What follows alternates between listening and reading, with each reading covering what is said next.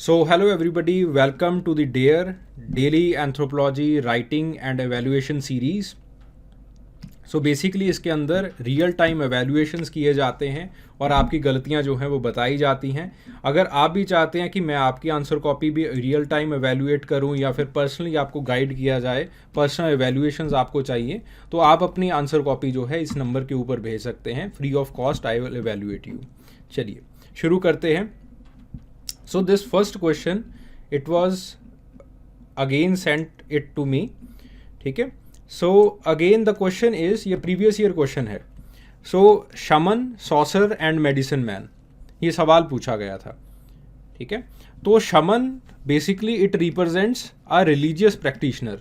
ठीक है. तो आपके पास जो एनिमिज्म वगैरह के अंदर जब आप एनिमिस्टिक रिलीजन को फॉलो कर रहे होते हो तो shaman it acts like a priest of that particular soul. Then उसके बाद sorcerer it represents the magico religious performer.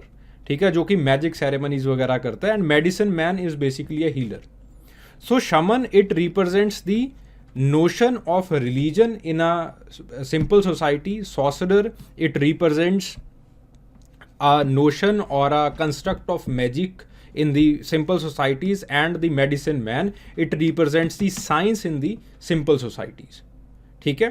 तो बेसिकली ये सवाल ये जो है वो ये पूछ रहा था कि ये तीनों लोग जो है वो कनेक्टेड किस तरह से हैं, कैसे सिंपल सोसाइटीज़ के अंदर रिलीजन, मैजिक और साइंस जो है वो एक तरीके से एक बंडल के अंदर काम करते हैं और एक इंसान की ज़रूरतों को पूरा करते हैं. ये सवाल पूछा जा रहा है.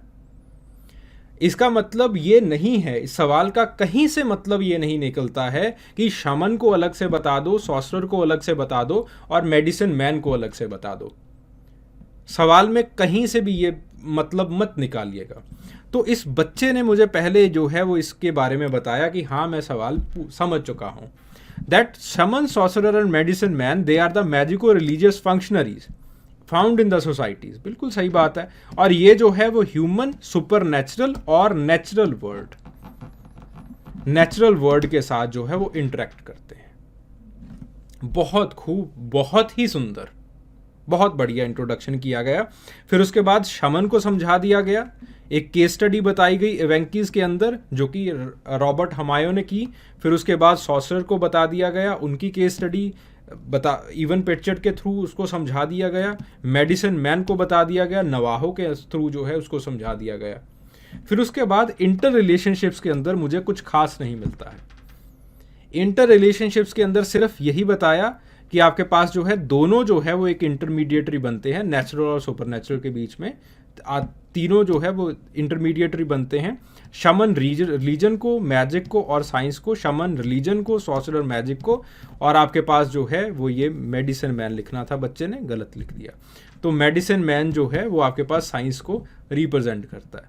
लेकिन इंटरमीडिएटरी किस तरह से बनते हैं वो बताया नहीं. तो इसको इस तरह से लिखना था कि रिचुअल्स के अंदर तीनों प्रेजेंट रहते हैं. जब आपके पास राइट्स ऑफ पैसेज होते हैं तब अगेन तीनों प्रेजेंट रहते हैं.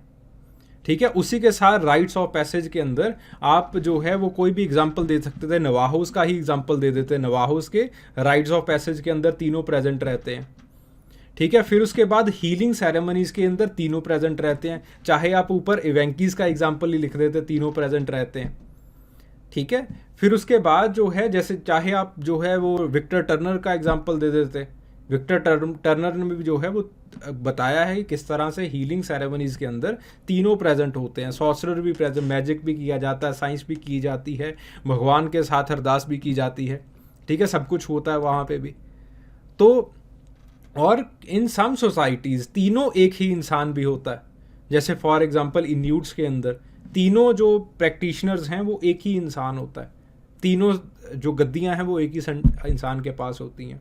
So through rituals, rights of passage, rituals को और राइट्स ऑफ पैसेज को मैं अलग मानता हूँ क्योंकि राइट्स ऑफ पैसेज हर किसी के ऊपर आते हैं. रिचुअल्स जो है वो समय के हिसाब से होते हैं. ठीक है. राइट्स ऑफ पैसेज के अंदर एक पर्टिकुलर इंसान प्रधान होता है. ठीक है. वो अलग चीज़ बन जाती है. रिचुअल्स के अंदर जो नेचर है वो प्रधान होती है.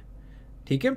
फिर उसके बाद हीलिंग सेरेमनीज तीनों होते हैं. बहुत सारी सोसाइटीज़ के अंदर एक ही इंसान तीनों पोजीशंस लेके बैठा होता है. तो इस तरह से आपने इंटर रिलेशनशिप समझाने थे इसमें, ठीक है जी। तो बेसिकली इस तरह से सवाल को किया जाना था, तो जो मेजर स्टेप है वो यहाँ पे मिस हो गया। तो ऐसी मिसिंग जो है वो ऐसी बातें आपने नहीं करनी है। और अगर आप चाहते हैं दैट आपने कोई भी टेस्ट सीरीज़ फॉलो की है, इट डज नॉट मैटर, आप बेसिकली एक गाइडेंस लेना चाहते हैं, मेरी गाइडेंस के नीचे आना चाहते हैं, तो आप जो है इस नंबर के ऊपर अपनी जो आप कॉपी है वो आप भेज दीजिए। I will evaluate those copies, ठीक है जी। चलिए, thank you very much, hope you like the session, thank you.